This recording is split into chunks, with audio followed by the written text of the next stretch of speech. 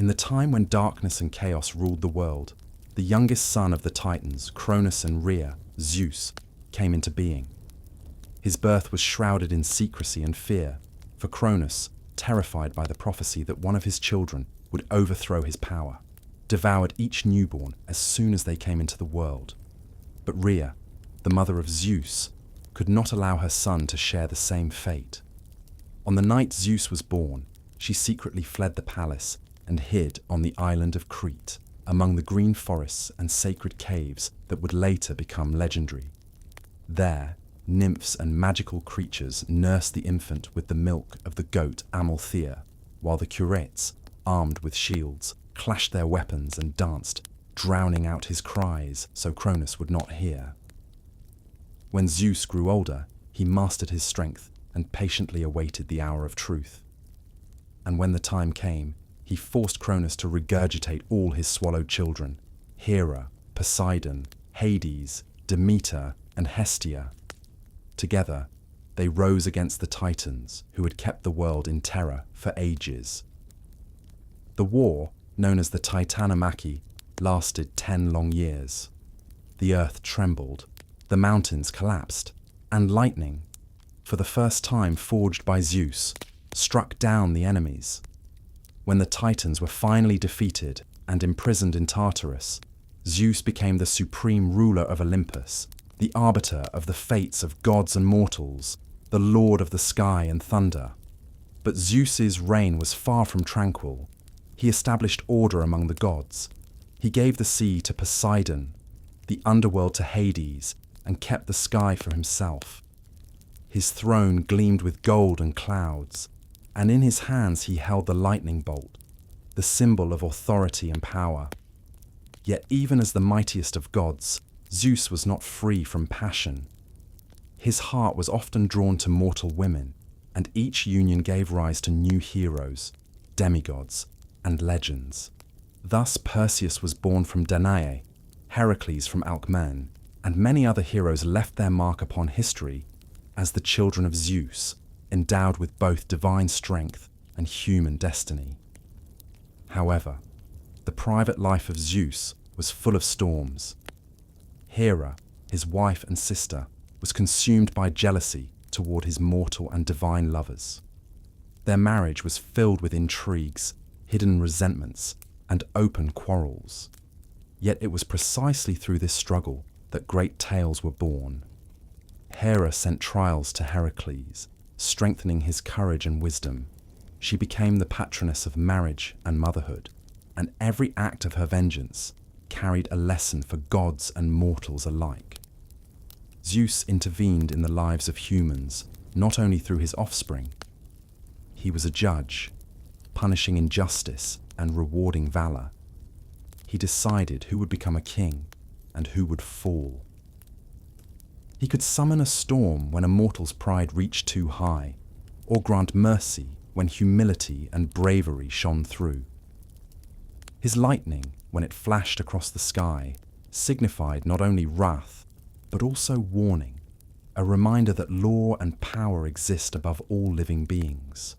Among all the tales of Zeus, there are those that glorify his wisdom and foresight. He orchestrated the Trojan War not merely as punishment for mankind, but as a trial for heroes. He guided the unfolding of events so that their lessons would echo through the ages. Deceit, love, jealousy, courage, and betrayal all became woven into the fabric of human existence, governed by his will. Yet Zeus was not only a ruler and a judge. He was also the guardian of harmony, of the cosmic order that allowed gods and mortals to coexist. Under his gaze, cities were born, heroes rose, scholars sought knowledge, and poets sang of his power and wisdom. From the heights of Olympus, he watched over the world, intervening only when necessary, leaving mortals the freedom to act, to test themselves, and to shape their destinies. Such was the life of Zeus, born in secrecy and peril, becoming the master of fate and keeper of order, a hero and the father of heroes, both fearsome and merciful, just and passionate at once. His story is not merely the tale of one god, but the chronicle of a world coming into being, where every thunderclap, every flash of lightning, and every whisper of wind reminds all of the eternal lord of the sky, Zeus, who was not only a god, but the destiny of all living things. When Zeus triumphed over the Titans and claimed his throne upon Olympus, his brothers and sisters each received their own dominions to govern the world with justice and law. Thus, Poseidon, the elder brother of Zeus, was granted power over the seas, rivers, and all the waters of the earth. His birth, like that of his siblings, was shrouded in the terror of the Titan Cronus, who devoured his own children out of fear that one of them would one day overthrow him.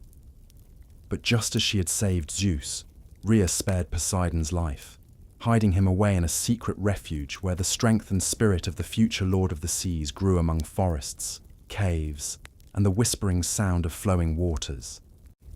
Poseidon grew up alongside Zeus and the other children of Rhea, watching as they prepared to overthrow the Titans. When Zeus forced Cronus to disgorge his devoured offspring, Poseidon, together with his brothers, fought with the fury and might worthy of the element he was destined to command.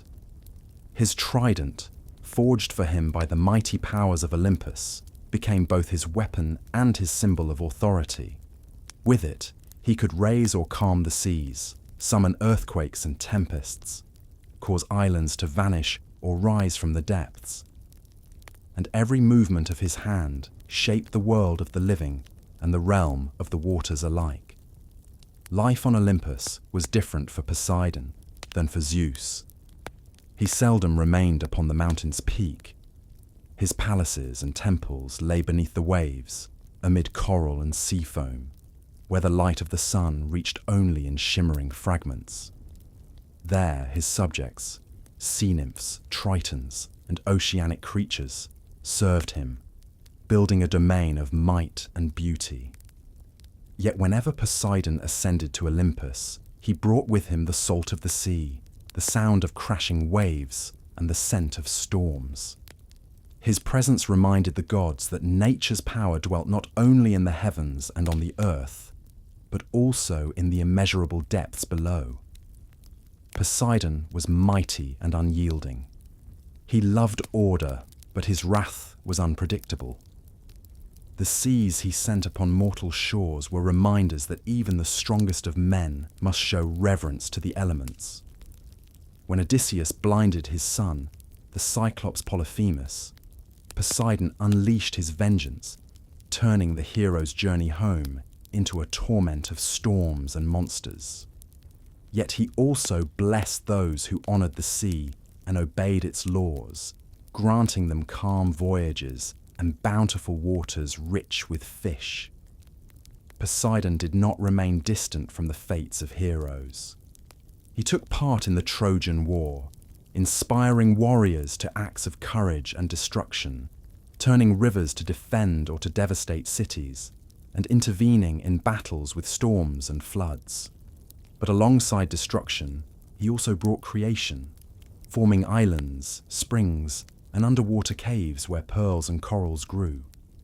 His acts of ruin and beauty went hand in hand as two inseparable sides of the same force, a power that could never be tamed. Poseidon's personal life was as passionate and turbulent as the seas he ruled.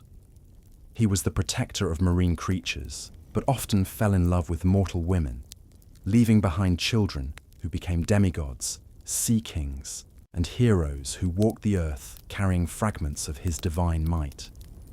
His character combined pride, anger, and justice, but also a quiet kindness toward those who respected the ocean and its ways. Even among the gods, Poseidon remained fiercely independent. He often quarreled with Zeus over dominion of lands and influence over mortals, and their disputes would shake the earth with earthquakes and tempests. His power stood as a symbol of nature's untamable will and a reminder that even gods themselves must obey the laws of the elements. Such was the life of Poseidon, born in fear of the Titan, raised alongside the future rulers of Olympus, becoming the sovereign of the seas and all waters, both protector and destroyer at once. He was a force to be reckoned with by mortals and gods alike. His trident, both created and shattered, his presence felt in every storm, every earthquake, and every calm tide. Poseidon was not merely a god of water, but the living embodiment of the ocean itself, its strength, its beauty, and its danger. And his story is forever entwined with the destinies of all who have ever set foot upon the shores of his realm.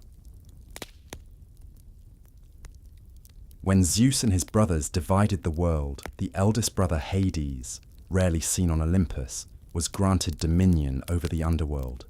Tartarus, the realm of the dead, and the keeper of souls.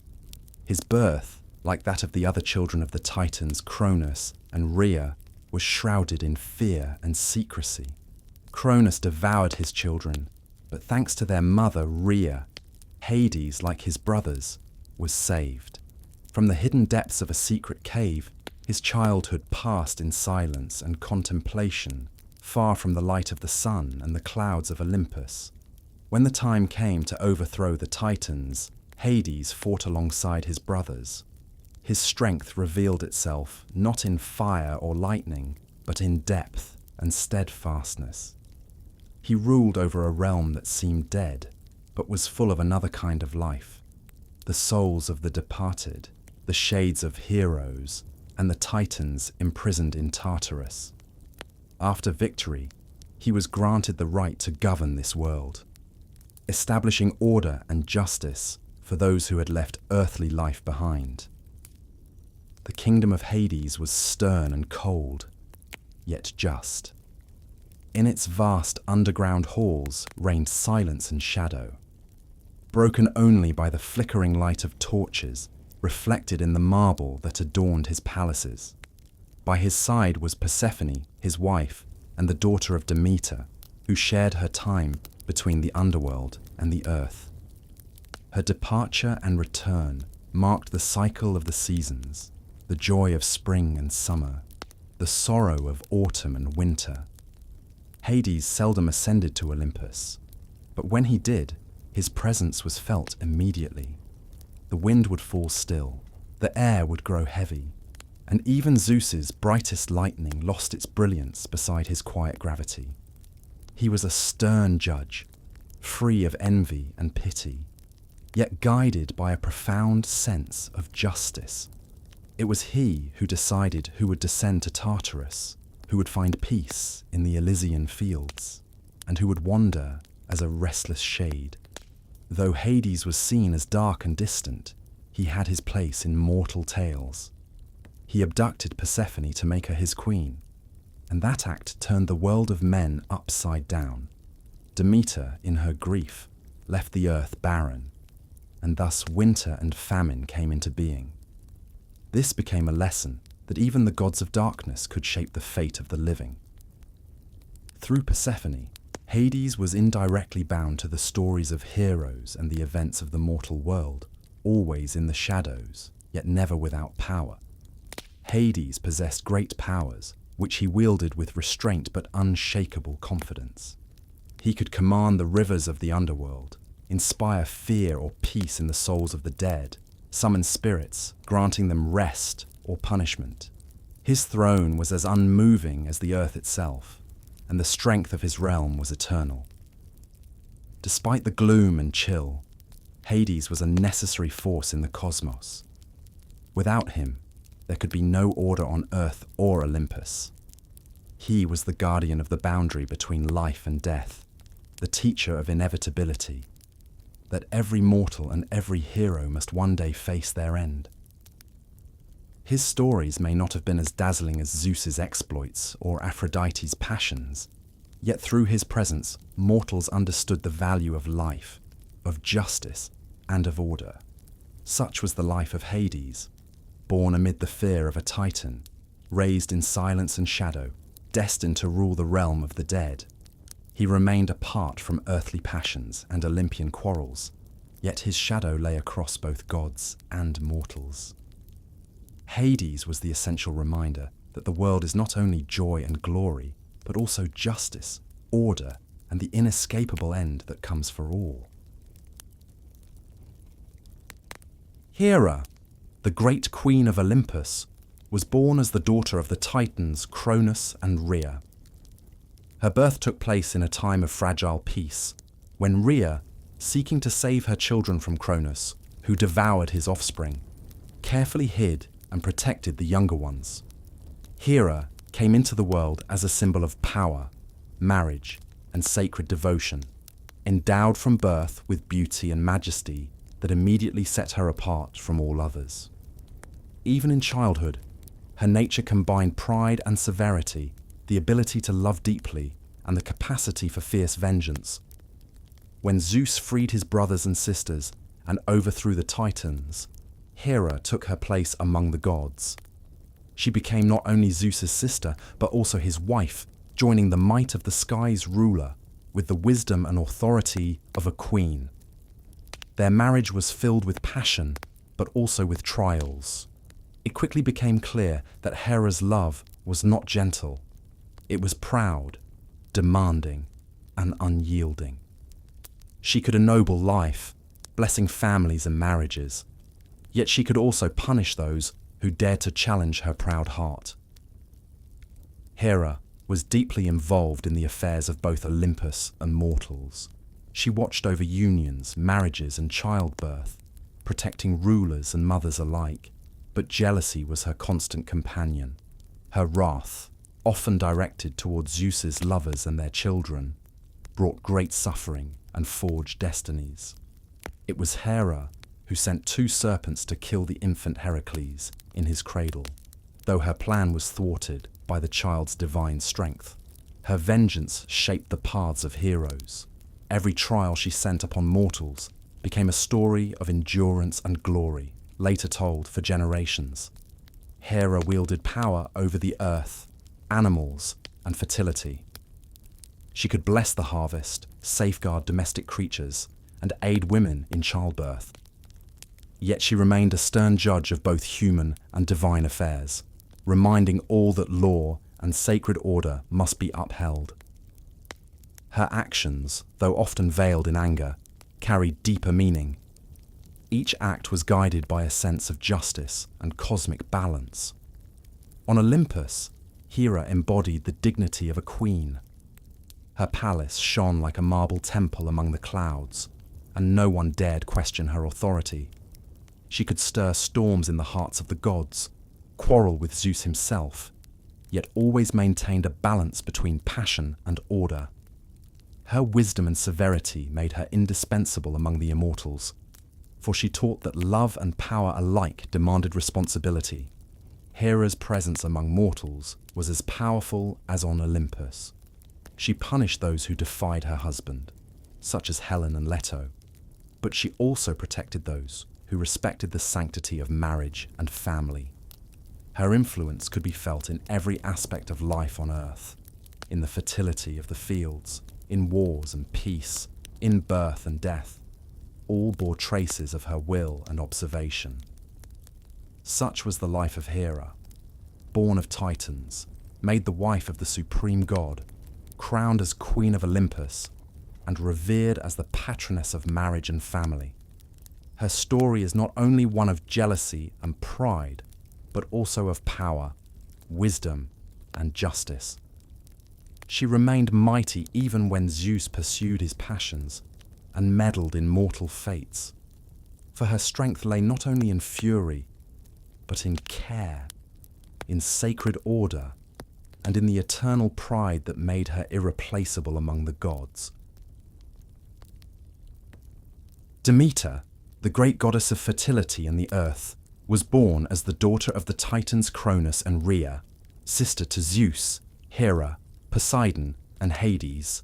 Her birth marked the beginning of care and nourishment for the land and its abundance. From her earliest days, Demeter felt a deep bond with nature, with every sprout, every blade of grass, and every tree.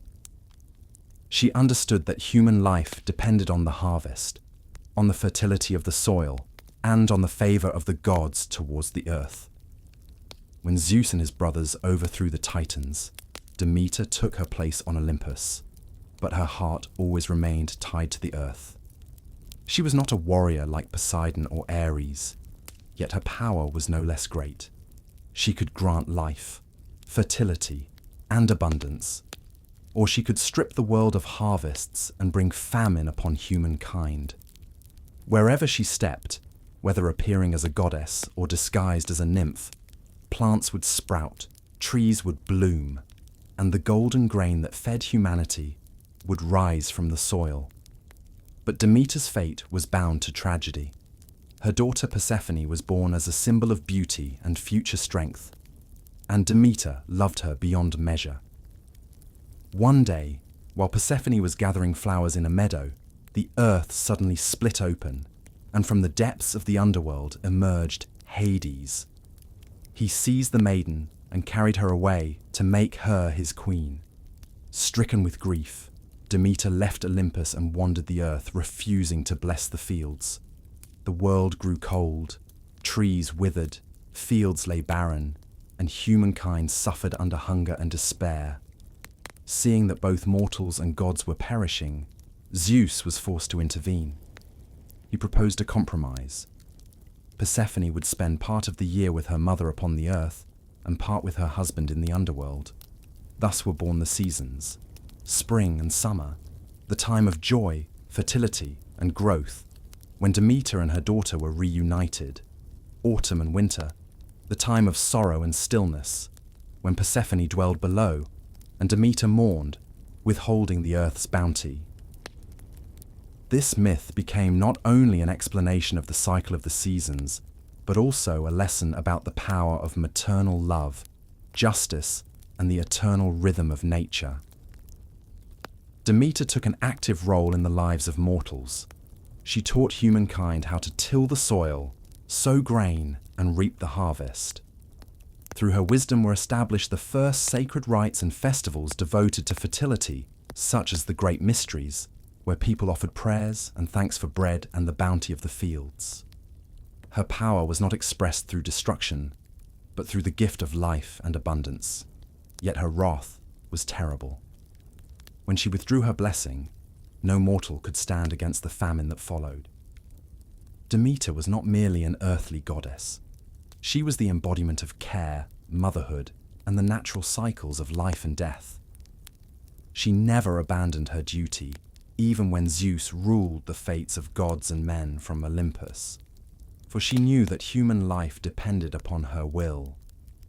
Her stories of love for her daughter, her punishments for neglect, and her blessings for those who honored the earth were passed down through generations, forging a bond between gods and mortals, between heaven and the soil. Such was the life of Demeter. Born a daughter of Titans, she became the goddess of fertility and motherhood, the sovereign of earth and harvest, great among the Olympians. Her power was gentle yet unyielding, her love deep and eternal. She showed that the might of the gods is not found only in lightning or war, but in the power to grant life, to guard the earth, and to teach humankind to live in harmony with nature. Athena, the goddess of wisdom, war, and strategy, came into the world in an extraordinary way. Her birth was a miracle even among the gods. She emerged directly from the head of Zeus, fully armed with sword and shield, after Hephaestus split open the skull of the supreme ruler of Olympus. That moment symbolized not only power and intellect, but also the birth of pure, incorruptible reason, capable of guiding both mortals and gods, protecting justice, and wisely governing the art of war. From the moment of her appearance, Athena possessed exceptional maturity and authority. She immediately took her place among the 12 Olympian gods, not as a daughter or a wife, but as an equal in strength and influence to the greatest of them.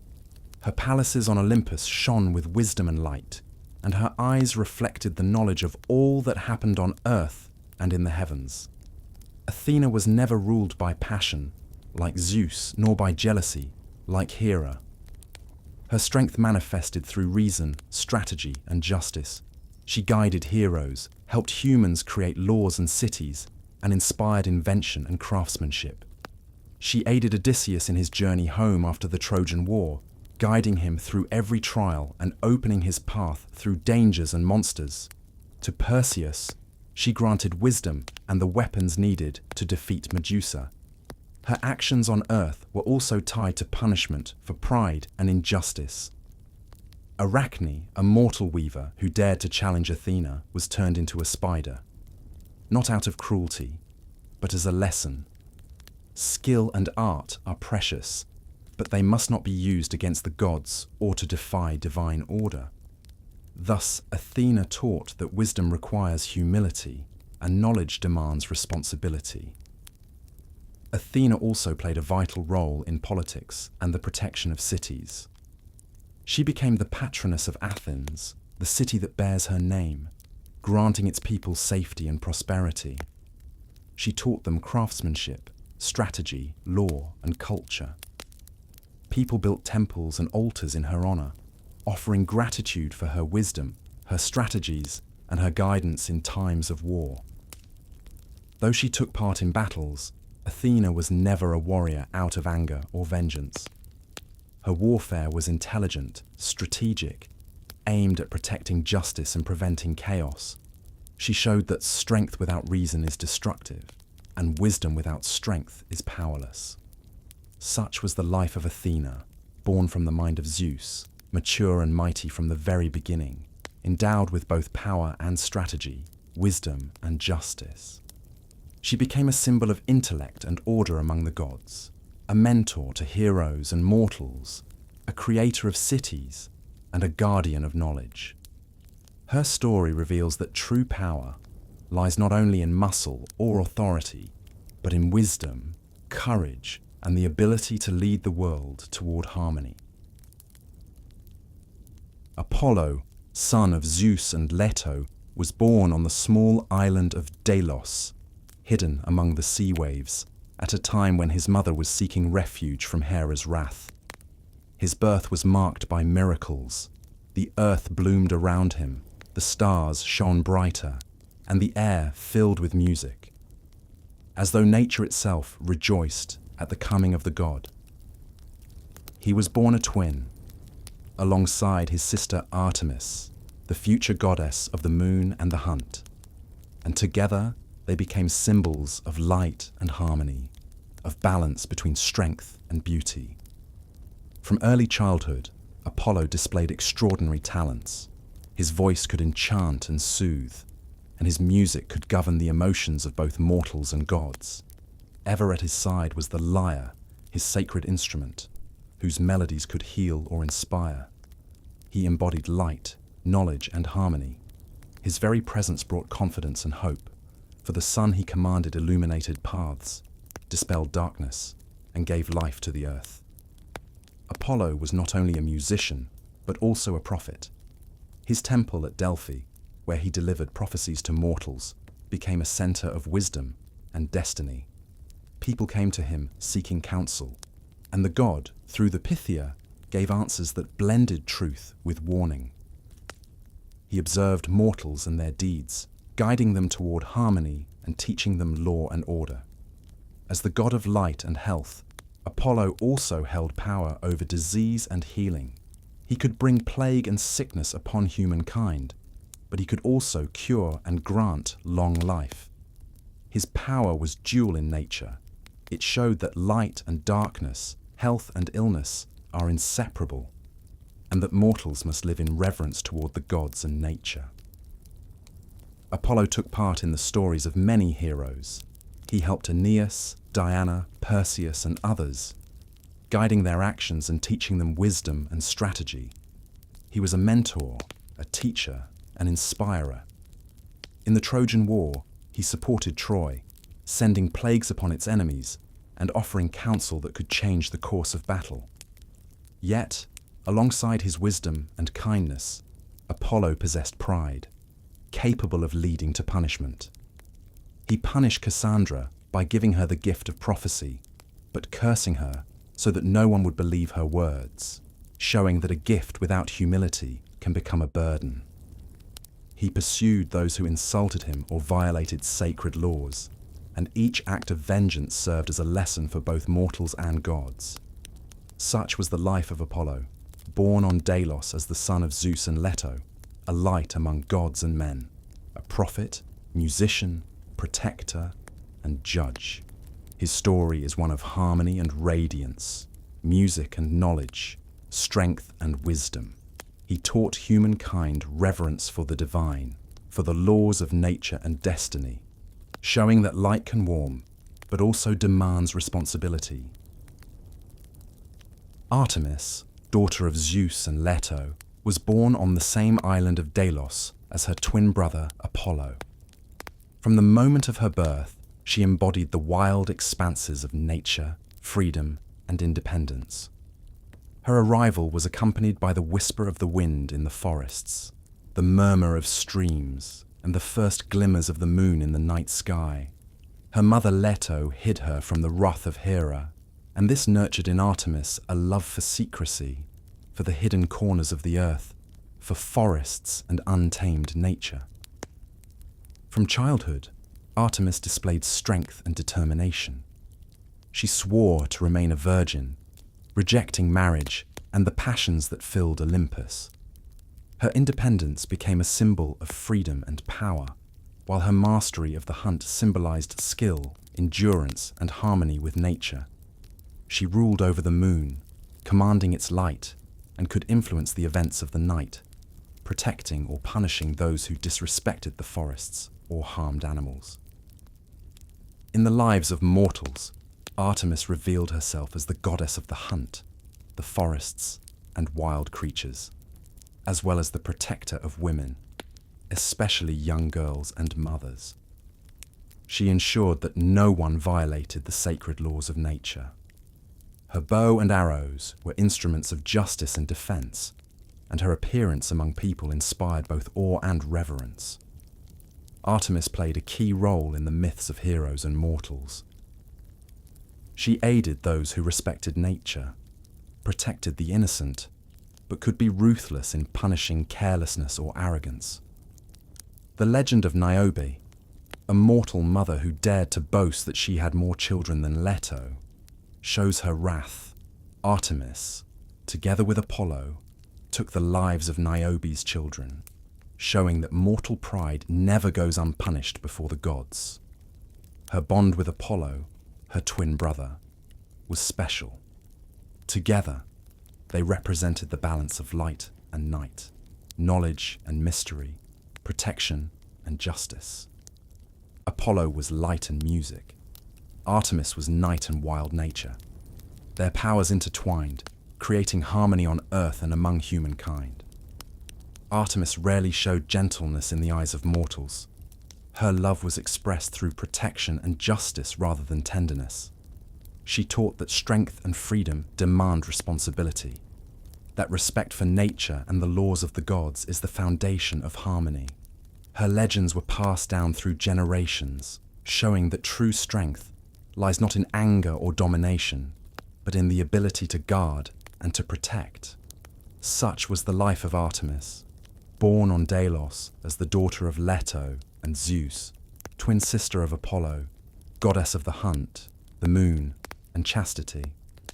She symbolizes freedom, independence, and the defense of the weak, reminding both mortals and gods that strength must be joined with wisdom, and respect for nature must walk hand in hand with responsibility. Her path stands as an example of harmony, discipline, and power that remain eternal in myths and in the hearts of humankind. Aphrodite, the goddess of love, beauty, and passion, was born from the sea when the blood of Uranus, the great Titan, fell into the foam of the waves after Cronus overthrew him.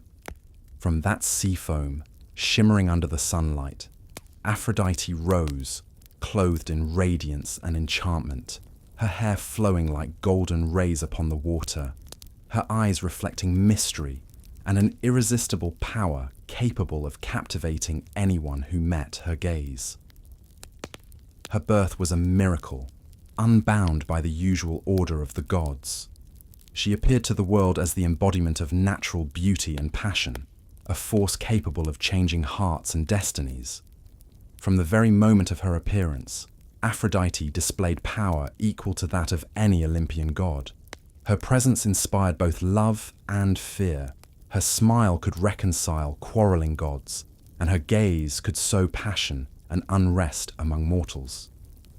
She quickly took her place on Olympus, bringing both harmony and temptation into the lives of the gods, yet remaining unpredictable and independent. Aphrodite held dominion over the hearts of all beings. She could bestow love, desire, and beauty, but she could also destroy, stirring jealousy, deceit, and conflict.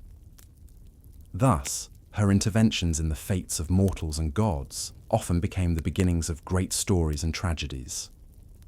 She gave birth to Eros, the god of love, and through him governed the desires of humankind, influencing alliances, wars, and friendships. Her personal life was filled with complex relationships. Aphrodite combined allure and cunning. Her liaisons with gods, including Ares, were sources of both passion and turmoil. Even among the gods, her influence was felt as a magnetic force. Ares, the god of war, became enslaved by her charm, while Zeus and others often found it necessary to take her will into account. Aphrodite played an active role in the myths and destinies of mortals.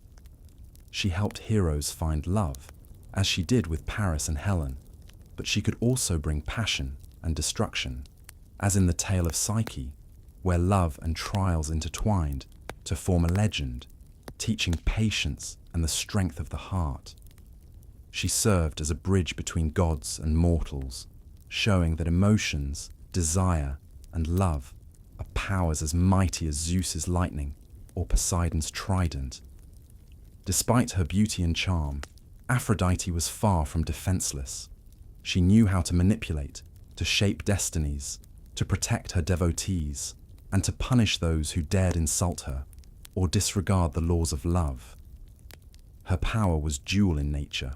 She created harmony and beauty, but she could also shatter hearts and unions, demonstrating that love demands both reverence and caution. Such was the life of Aphrodite, born from the sea foam, independent, radiant, and mighty, the goddess of love, beauty, and passion.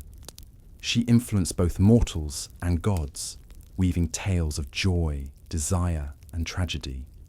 Her power reveals that love is not merely a feeling, but a force, an energy capable of transforming destinies, uniting or destroying, and remaining eternal in myths and in the hearts of humankind. Ares, the son of Zeus and Hera, was born on a stormy night when the heavens and the earth seemed to sense the arrival of the god of war. His coming embodied untamed strength, fury, and relentlessness, qualities that would manifest in the battles of both mortals and gods. From childhood, Ares was marked by defiance and a passion for combat.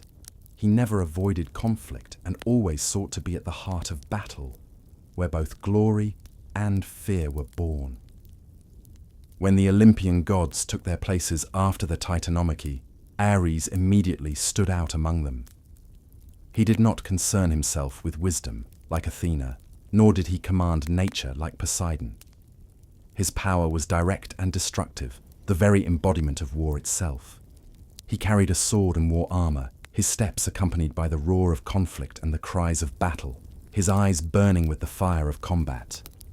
Ares participated in the lives of mortals, though often not as a mentor, but as a temptation. He fed on rage and fear, sowed chaos and war, and pushed humans toward conflict. Yet his involvement was not always malevolent. He supported those who demonstrated courage and honor on the battlefield, showing that combat is a test of strength, bravery, and character. Despite his power, Ares was not flawless among the gods.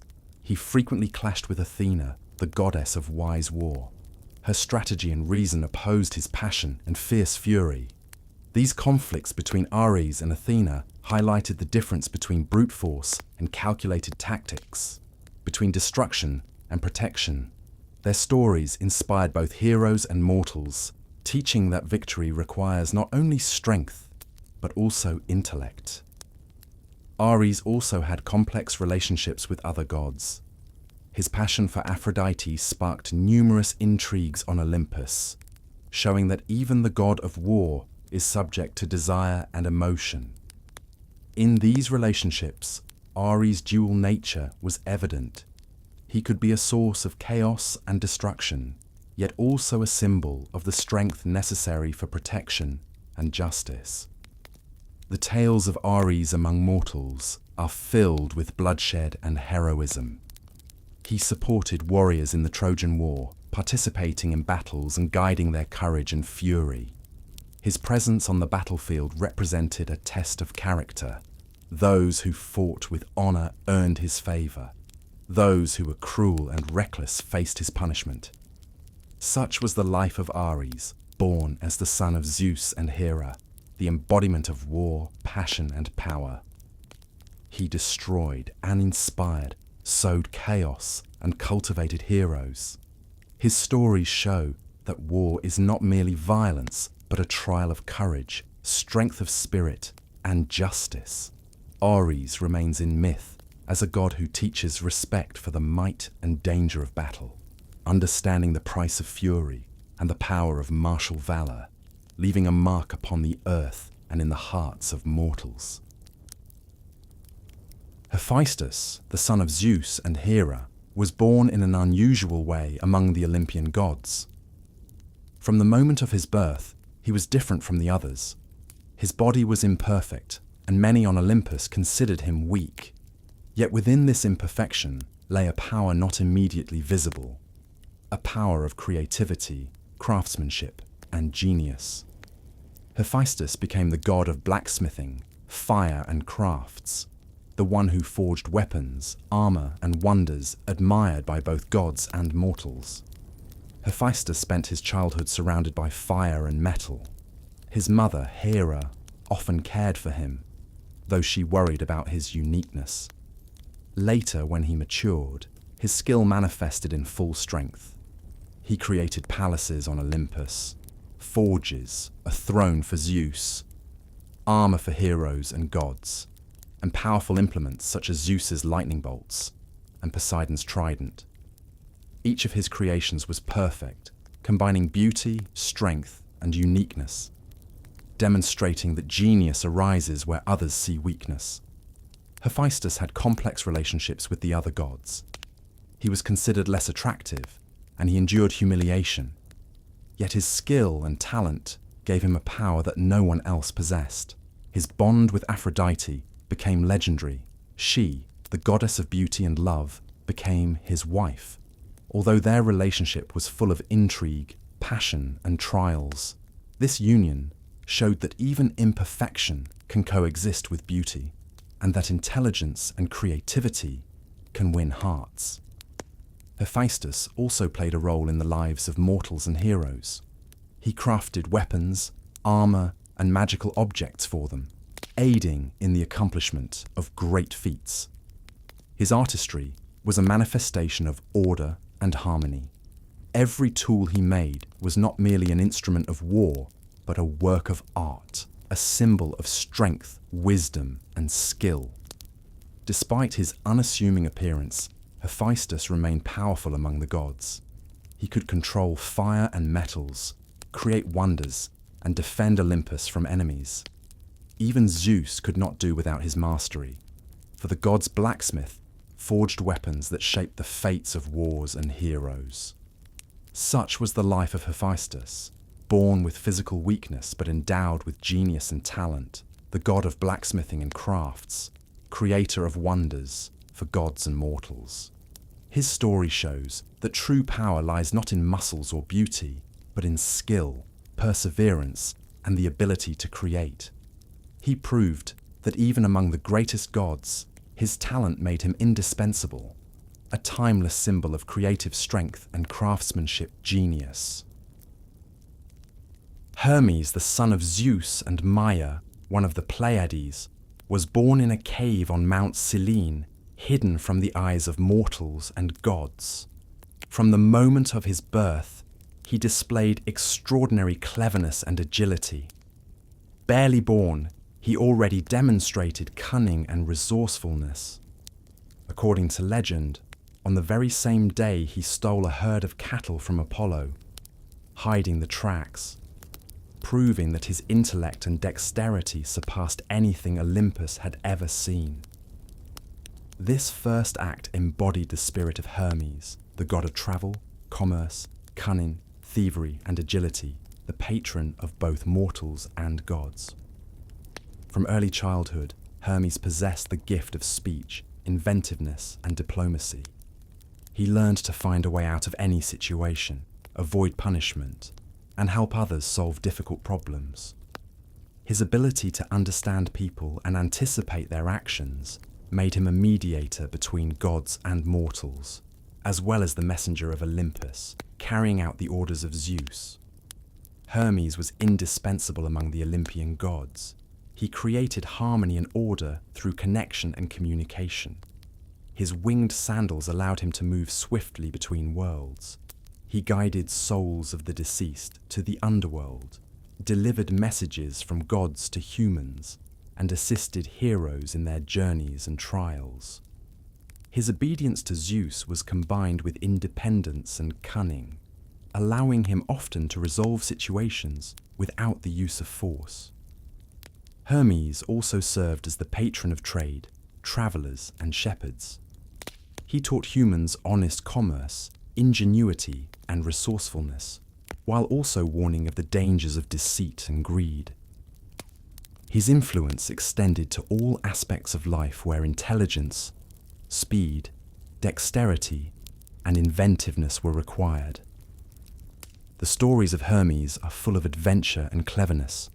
He aided heroes by giving advice, guiding them, crafting magical items such as enchanted staffs, and even teaching them the art of thievery when it served justice. His relationships with other gods were complex. He could be both a helper and a cunning participant in intrigues, sometimes playing the role of a trickster and at other times a wise mediator.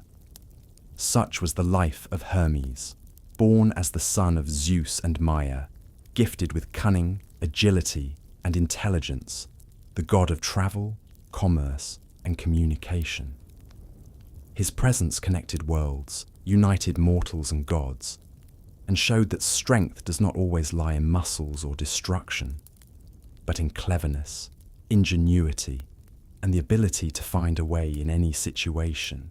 Hermes became a symbol of intellect, trickery, and freedom, leaving an indelible mark in myths and legends. Hestia, the daughter of the Titans Cronus and Rhea, was born amidst the grandeur and harmony of primordial Olympus. From early childhood, she stood out for her modesty and inner resilience, showing no desire for fame, power, or heroic deeds, as her brothers and sisters were known for. Her birth marked the arrival of peace and stability, and even then, the gods sensed that Hestia would become the guardian of the home, the hearth, and harmony between gods and mortals.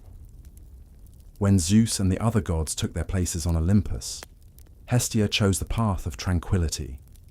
She did not seek conflict or intrigue, like Hera or Ares, nor did she display cunning, like Hermes, and she did not stir the storms of passion, like Aphrodite. Her strength was quiet, yet eternal.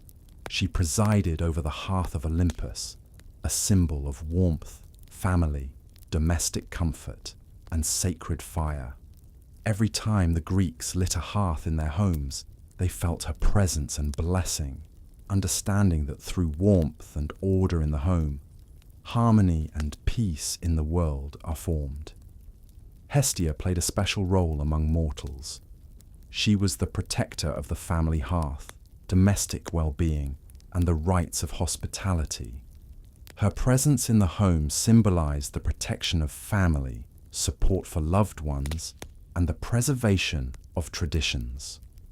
The gods knew that even great wars and heroic deeds lose meaning without stability and order, and mortals understood this through the fire burning in the hearths of their homes. Hestia did not take part in the legendary battles and intrigues of Olympus, yet her influence was felt everywhere. She welcomed guests on Olympus, maintained order among the gods, and safeguarded peace and tranquility. Her wisdom manifested in her ability to preserve balance and harmony. She could quell conflicts with her calmness without resorting to force. Such was the life of Hestia, born as the daughter of Titans, becoming the goddess of the hearth, domestic comfort, and family well-being. Her strength was quiet but eternal. Her power manifested through warmth, order, and harmony. She shows that true power is not always in muscles, cunning, or beauty, but in stability, care, and the preservation of peace. Hestia became a symbol of the home hearth and sacred warmth, reminding all that even among the greatest gods, her presence brings calm, support, and everlasting harmony. The gods of Olympus are not merely a pantheon of powerful beings. They embody every aspect of the world, the forces of nature, emotions, human aspirations, and the laws that govern life. Each of them was born under extraordinary circumstances, and each carries a unique gift or challenge, influencing both the mortal realm and the celestial Olympus. Together they create balance, light and darkness, creation and destruction, passion and wisdom, strength and patience. Their stories are not just myths. They are lessons on how to live, what to value, and what to fear. They teach that life is full of trials, victories, and defeats, that every action has consequences, and that the harmony of the world depends on adherence to the laws that exist, not only among mortals, but also among the gods. The Olympian gods remain an eternal symbol that the world is structured through strength, wisdom, passion, and care. They remind us that neither power, beauty, nor knowledge exists in isolation. Everything is connected. Everything is interdependent. Through these stories, humanity learns to understand itself, its desires, fears, and ambitions. The Pantheon of Olympus is a mirror of life, where each god reflects a part of human and divine nature, the eternal struggle, love, wisdom, and order that shape the history of the world. Thank you for watching this video until the end. If you enjoyed it, please support the channel. Give it a like and subscribe so you don't miss new videos.